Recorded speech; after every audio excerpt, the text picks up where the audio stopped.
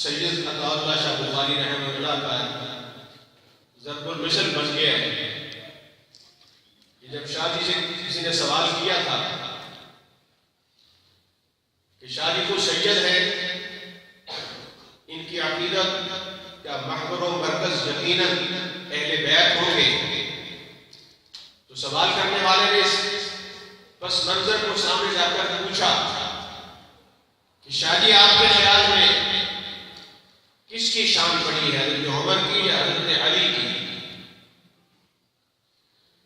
अल्लाह अकबर। अताउल्लाह शाह बुखारी दुश्मन भी कहते थे कि हिंदुस्तान में अबुल कलाम के होते हुए भी 40 करोड़ इंसानों में जिसकी जैसे खिलाफत का कोई शादी नहीं, दूसरा नहीं।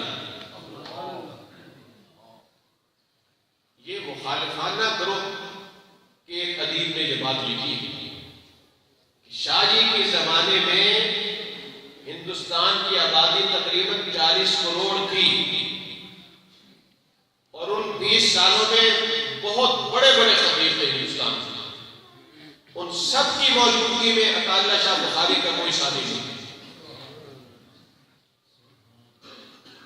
शाहजी आप क्या समझते हैं, किसका मर्तबा मकाम ज्यादा है, अली का या उमर का? तो शाहजी ने मसले में अपनी जुल्फे लहरा के कहा, मैं कौन होता हूं उनका मुकाम व मर्तबा मुतय्यन करने वाला? इतना जानता हूं